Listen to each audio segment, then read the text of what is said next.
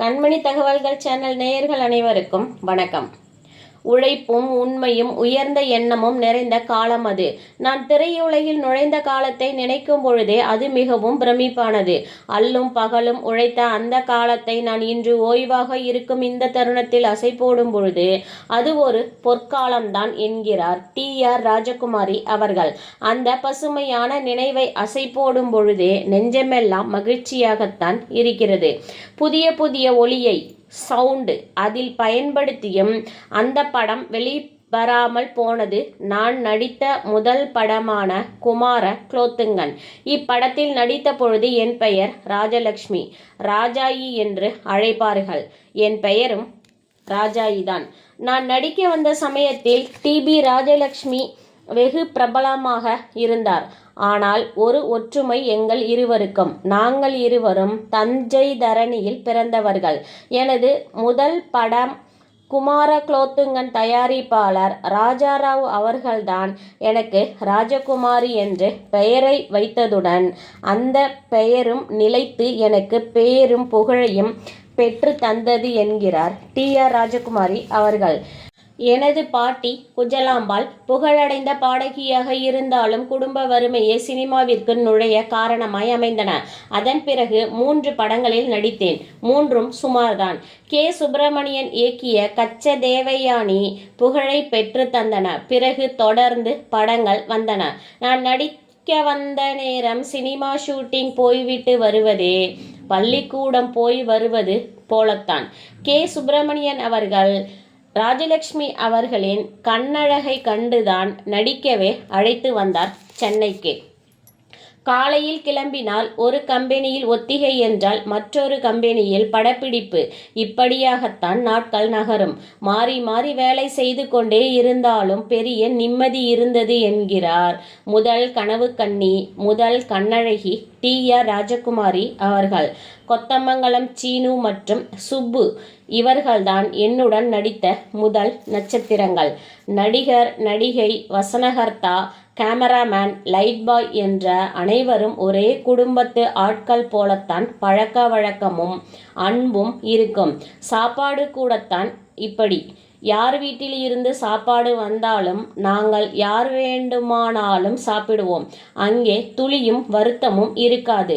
உன் சாப்பாடு என் சாப்பாடு என்று யாரும் சொல்வதும் இல்லை. இயக்குனர் பக்கத்தில் லைட் பாய் கூட அமர்ந்து சாப்பிடலாம். யாரும் பெரியவரும் அல்ல, யாரும் சிறியவரும் அல்ல என்னுடைய காலகட்டத்தில். முதல் கனவு கன்னி டி.ஆர். ராஜகுமாரி அவர்கள் சொல்வதை பார்த்தால் இன்றைய நடிகைகள் செய்யும் அட்டூழியங்களை கேட்டால் கொஞ்சம் கேவலமாகத்தான் இருக்கிறது.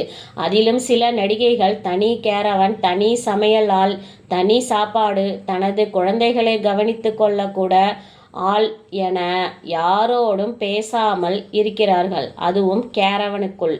கொஞ்சம் நினைத்து பார்த்தால் சிரிப்பாகத்தான் வருகிறது இன்றைய சினிமாவின் நிலையும். சரி, நமக்கு எதுக்கு வம்பு. அன்றைய டி.ஆர். ராஜகுமாரி அவர்களின் விஷயத்திற்கு வருவோம். 1938 என்றுதான் ஞாபகம் உள்ளது. எஸ்.டி. சுப்புலட்சுமி அவர்களின் புகழ்தான் எங்கும் பேசப்பட்டன. அந்த புகழுக்கு சிறிதும் களங்கமில்லாத தியாகபூமி, பவளக்கொடி, அனந்தசயனம், பணம், அந்தமான் கைதி, பக்த குசேலா போன்ற படங்களில் நடித்து பெரும் புகழையும் பெற்றவர் அவர். இவர் தூத்துக்குடியை சேர்ந்தவர். அப்பொழுது எஸ்.டி. சுப்புலட்சுமி மற்றும் டைரக்டர் கே. சுப்பிரமணியன் அவர்களும் திறந்த காரில் மெரினா கடற்கரைக்கு செல்வார்கள். அவர்களை காண நானும் என் தம்பியும் கடற்கரைக்கு சென்று காத்திருப்போம். தினமும் பார்த்தாலும் சலிக்காது, மகிழ்ச்சியாக இருக்கும் அவரை காணும் பொழுது. ஆனால் நானும் காலப்போக்கில் நடிகையாக தமிழ் திரைப்பட உலகில் நுழைந்து ஓரளவு வெற்றியை பெறுவேன் என்று நான் சிறிதும் நினைக்கவே இல்லை என்று கூறியிருக்கிறார் தன்னடக்கமாக கண்ணழகி டி.ஆர். ராஜகுமாரி அவர்கள். தமிழ் சினிமாவில் முதல் கண்ணழகி டி.ஆர். ராஜகுமாரி அவர்கள்தான். அத்துடன் சில சர்ச்சைகளும் உண்டு. முதல் டி-ஷர்ட் போட்ட நாயகி என்றும், ஹரிதாஸ் படத்தில் மிகவும் நெருக்கமான காட்சிகள் என்று சர்ச்சையும் எழுந்தன இவரது காலகட்டத்தில்.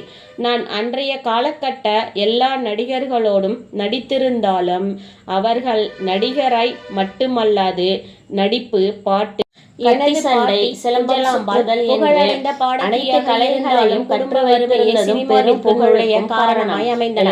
அதன் பிறகு கொடுத்து நடித்த கலைஞர்கள் என்று சக கலைஞர்களையும் பாராட்டுகிறார். சுப்பிரமணியன் இயக்கிய கச்ச தேவயானி அன்பு படத்தில் சிவாஜியுடன் நடித்த பிறகு தொடர்ந்து படங்கள் வந்தன. தமிழ் சினிமாவில் சிவாஜியை விட மற்றொரு நடிகர் இருக்க போவதில்லை. அவருடைய பள்ளிக்கூடம் உலக அளவில் நிலைத்து நிற்கும் என்று நான் அன்றே முடிவு செய்துவிட்டேன் என்றும் கூறுகிறார்.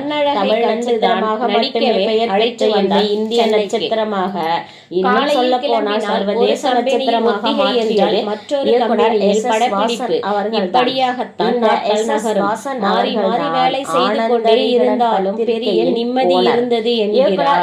முதல் கனவு இல்லை என்றால் நான் என்னவாகி இருப்பேன் என்று எனக்கு தெரியாது என்றும் கூறுகிறார்.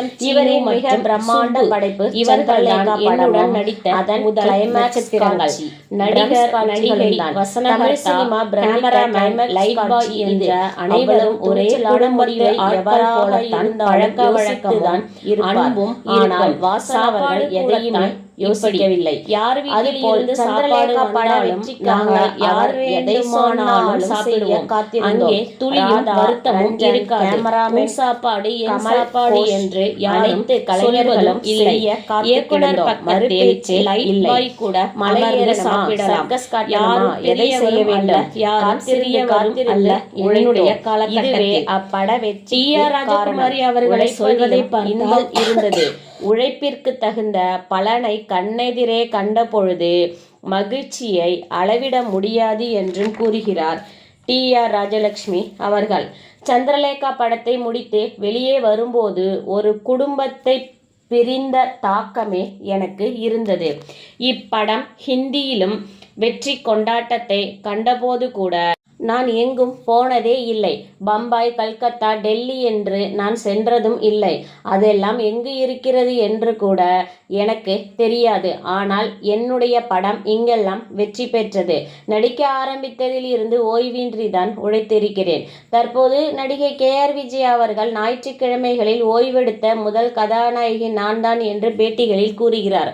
ஆனால் ஞாயிற்றுக்கிழமைகளில் படப்பிடிப்பு வேண்டாம் என்று ஓய்வெடுத்த முதல் நாயகி இந்த டி.ஆர். ராஜலட்சுமி அவர்கள்தான். அத்துடன் அவர் கூறுவது, சக கலைஞர்களுக்காகவும் தான் நான் ஞாயிற்றுக்கிழமைகளில் ஓய்வெடுக்க முடிவெடுத்தேன். எனக்கு கார் வரும், மற்றவர்களுக்கு. அதனால்தான் ஞாயிற்றுக்கிழமைகளில் நான் ஓய்வு என்று அறிவித்துவிட்டேன். என் சக கலைஞர்களுக்கும் குடும்பம், குழந்தை இருக்கிறதல்லவா, அவர்களும் மனைவி மக்களோடு மகிழ்ச்சியாக இருக்கட்டுமே. அந்த மகிழ்ச்சியை நான் ஏன் குலைக்க வேண்டும்? படம் வெற்றி பெற பலரின் உழைப்பு சேர்ந்ததுதான். என்னை யாராவது தனிப்பட்ட முறையில் புகழ்ந்தால் அது எனக்கு மகிழ்ச்சியையும் தருவதில்லை என்றும் கூறுகிறார் டி.ஆர். ராஜலட்சுமி அவர்கள். எனக்கு இப்படி ஒரு வாய்ப்பு கிடைத்தது, நடித்தேன், அவ்வளவுதான். இது ஒரு சாதாரணம் என்கிறார் புகழை தலையில் ஏற்றிக்கொள்ளாத கண்ணழகி டி.ஆர். ராஜலட்சுமி அவர்கள். அத்துடன் கேமராமேன், டைரக்டர் அருகில் அமர்ந்து சாப்பிட்டதை பார்த்த பொழுது அதெல்லாம் ஒரு பொற்காலம் என்று என் மனதிற்குள் மகிழ்ச்சியடைந்ததும் உண்டு. அந்த இன்பம் இனி வருமா என்ன? பட வெற்றிக்காக என்னை மட்டுமே யாரேனும் பாராட்டினால் ஏற்றுக்கொள்ளாத நான் ஒரு செயலுக்காக மட்டும் பெருமைப்படுவேன். நேரம் தவறாமை. சரியான நேரத்தில் அங்கு இருக்க வேண்டும். திரைப்பட உலகில் நேரத்தை கடைபிடிப்பது மிக முக்கியம். ஏனென்றால் அது என்னை மட்டும் பாதிக்காது. ஆயிரக்கணக்கில் பணம் புரளும் இடத்திற்கு ஒரு நடிகை லேட்டாக சென்றால் கூட தயாரிப்பாளர் மற்றும் சக ஊழியருக்கும் நஷ்டம் என்பதை நான் அறிந்திருக்கிறேன். சற்று லேட்டாக சென்றால் கூட நான் வெட்கப்படுவேன் என்கிறார் நடிகை டி.ஆர். ராஜகுமாரி அவர்கள். கடவுள் ஒவ்வொருவருக்கும் நல்லதொரு சந்தர்ப்பத்தை தருகிறார். அதனை பயன்படுத்தி கொள்வது அவரவர் கைகளில்தான் உள்ளது. அதனை கொண்டு நாமும் பயன்பெற்று மற்றவர்களுக்கும் நல்லது செய்ய வேண்டும் என்பது எனது சிற்றறிவிற்கு தோன்றிய எண்ணம் என்கிறார் டி.ஆர். ராஜகுமாரி அவர்கள். எனக்கு சினிமா துறையில் இப்படி ஒரு வாய்ப்பை வழங்கி அந்த பொற்காலத்தை வழங்கிய கடவுளுக்கு மிக்க நன்றியை செலுத்துகிறேன் என்று 1960களில் ஒரு பிரபல பத்திரிகைக்கு பேட்டியளித்திருக்கிறார் தஞ்சை மண்ணில் பிறந்த நடிகை TR ராஜகுமாரி அவர்கள். தகவல்கள் பிடித்திருந்தால் லைக் செய்யுங்கள், ஷேர் செய்யுங்கள், கமெண்ட் செய்யுங்கள், சப்ஸ்கிரைப் செய்யுங்கள். மீண்டும் வேறு ஒரு நல்ல பதிவுடன். நன்றி, வணக்கம்.